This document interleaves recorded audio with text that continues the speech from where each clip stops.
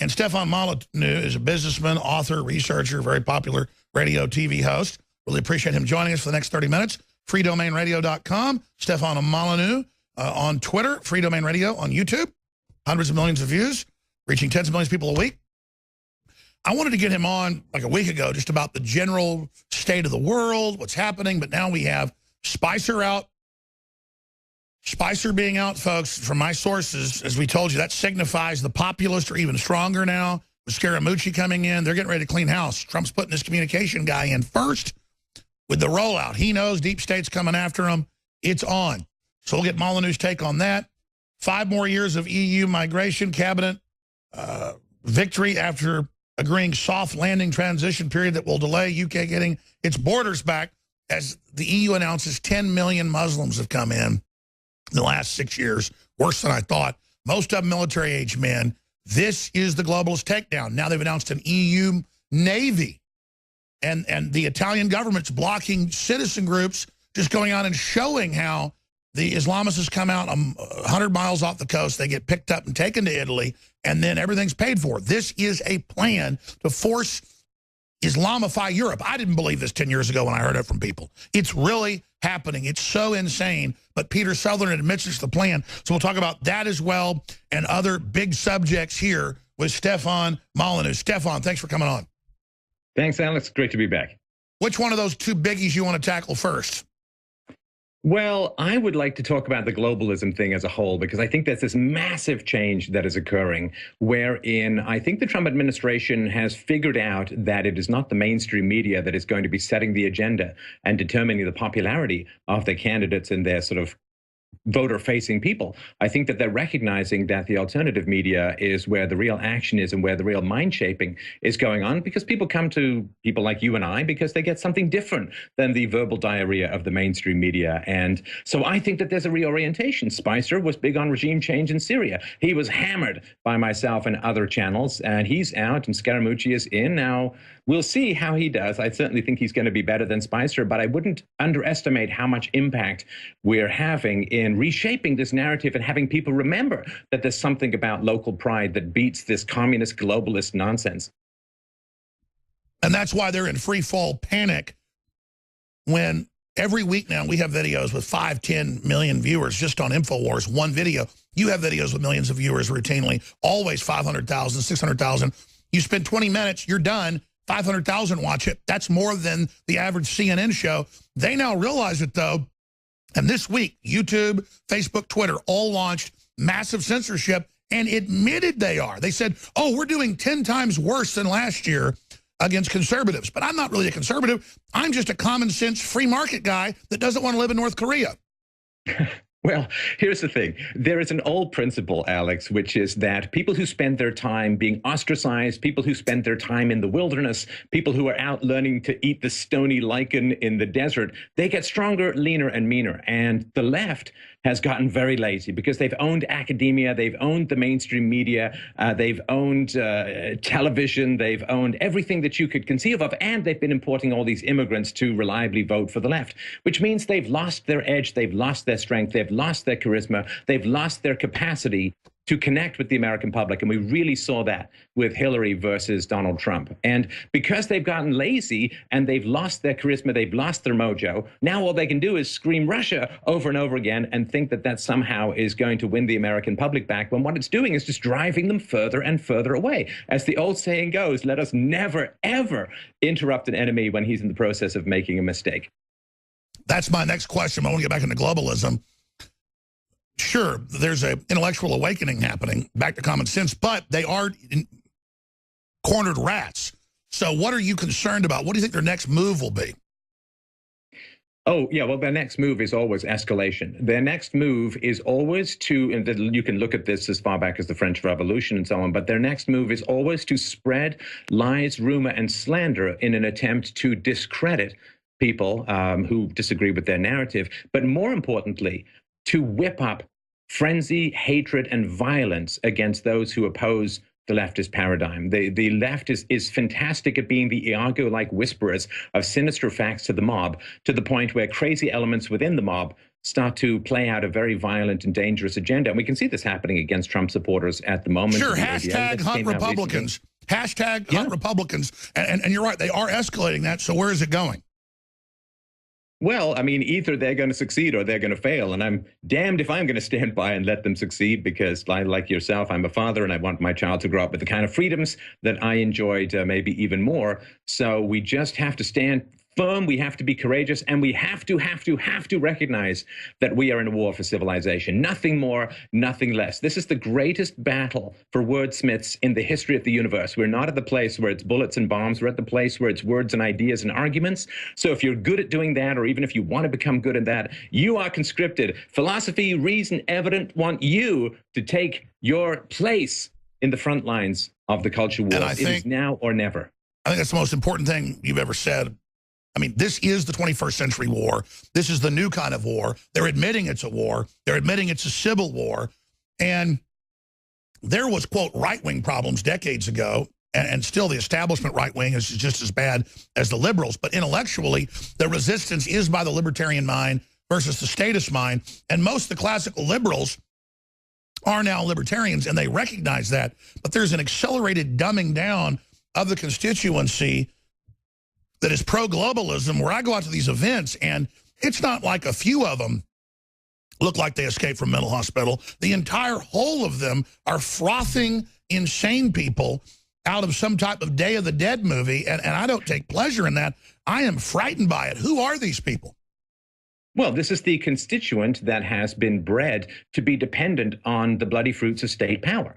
The state reaches into the pockets of the productive, as you know, keeps a good portion of proceeds for themselves, and then uses it to buy votes and dependents from now a couple of generations of people dependent on state power. So when someone comes along and says we need to limit and control and reduce the size and power of the state, people think that they're going to starve to death, that they're going to die in the gutter. They have become dependent on the state to the point they can't imagine living without state power. Now, they can, when welfare or food stamps get reduced, people just shrug and get a job.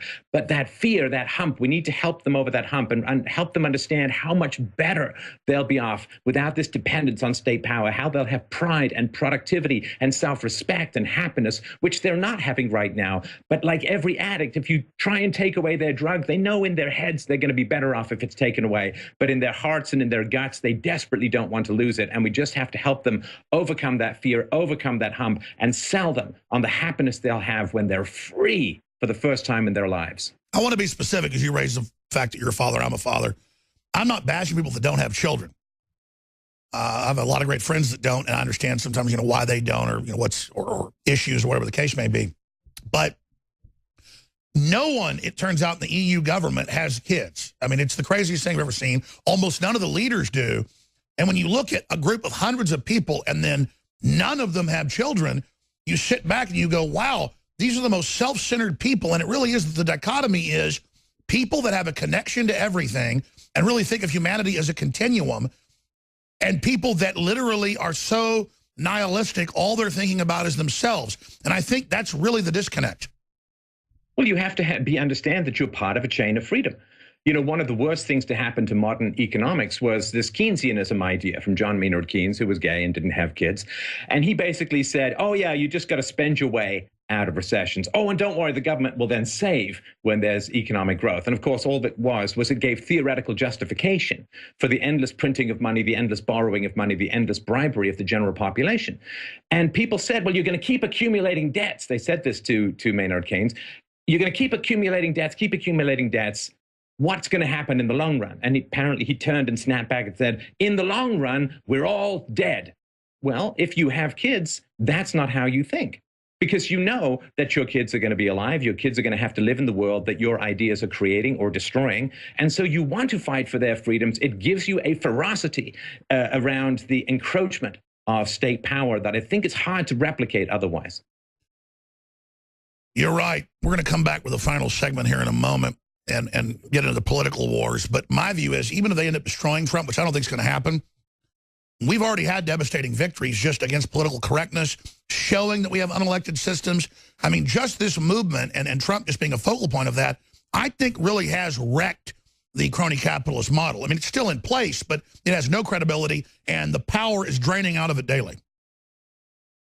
And they have become lazier and lazier, as I mentioned. And what we need to remember is we have to think, what would the left do if they had power? And we got countless examples of this throughout history. And Hillary Clinton promised this. She promised that she was going to consider any made-up cyber attack from Russia to be the provocation for World War III. She was going to go after freedom of speech. She was going to import millions of state-loving mass immigrants from the third world. So what are they going to do when they have power? When they have a little bit of power, they ram through Obamacare. We have to be as resolute. That's right. In our Stay there, Stefan Molyneux. Stefan Molyneux has really great historical analysis on his website, on his YouTube as well. And I found he's one of the people that is effectively getting liberals who actually are somewhat intellectual to realize they're in a cult. Because they always go, oh, you're just a Republican. I hate Paul Ryan. I hate neocons. I hate all these people. Trump's actually trying to end the al-Qaeda forces that Obama and Hillary created. He's actually trying to have peace with Russia. And they're demonizing him. They're coming after him. And I just wish we could actually reach out to the peaceniks and somehow get them to realize this is all a fraud. Even Alan Dershowitz and even Jonathan Turley, who are classic liberal lawyers, say this whole thing against Trump's a total witch hunt. And it's so dangerous because the Democrats have said they're not going to stop with this. They're talking about civil emergency, overturning the whole elections, and then coming after everybody. So the stakes have never been higher. Stefan Molyneux, looking at that, I mean, I don't know how to state the level of history we are at right now. I mean, I cannot overstate that to folks, that we are at such an epic moment. It will never, ever in human history come down to as important a moment, Alex, and I really want to get this across to your listeners.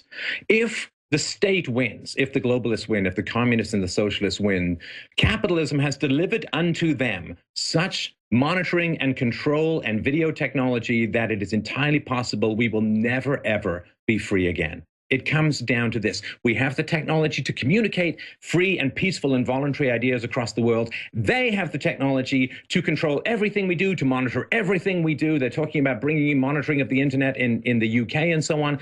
If we lose, we may never, ever win again. There won't be some big cycle of history and your great-grandkids will be free. It comes down to now. They would use every tool in their arsenal to win, and they're trying it. We must use every legal tool in our arsenal to fight back, take no prisoners, push forward every agenda, challenge every relationship, push forward, because it's now, literally, or never, I strongly believe.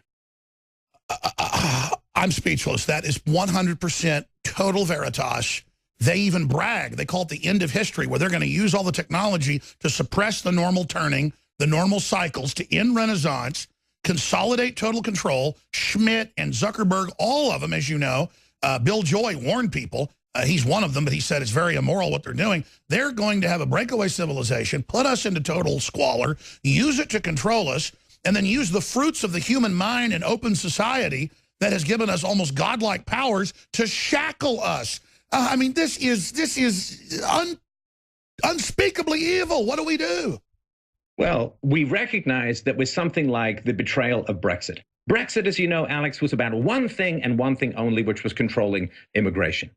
And 80% of white British people wanted control of immigration. 60% wanted it enormously reduced. Why? Because when the immigrants from the third world move into England, British people, white people have to move out. And it never goes the other way. It's a one-way street where the places you can live in England if you're white get smaller and smaller and smaller. They voted for it, and the elites are now saying they are disregarding what it is that people vote for. To hell with the will of the people. We're going to do what we want, and it's going to be 6 or 7 years before we even talk about limiting just EU borders. And more immigrants came in from non-EU countries to the UK than EU countries. They've declared war. They said the will of the people don't matter. It doesn't matter anymore. What do? You have to stop protesting. You have to start getting out there. You have to recognize that this is an emergency. There is no DEFCON level higher than what we are facing right now. You need to pull out all the stops, get all the information you can. You have a global communications network. You can tap into it anytime. You can challenge people in your life.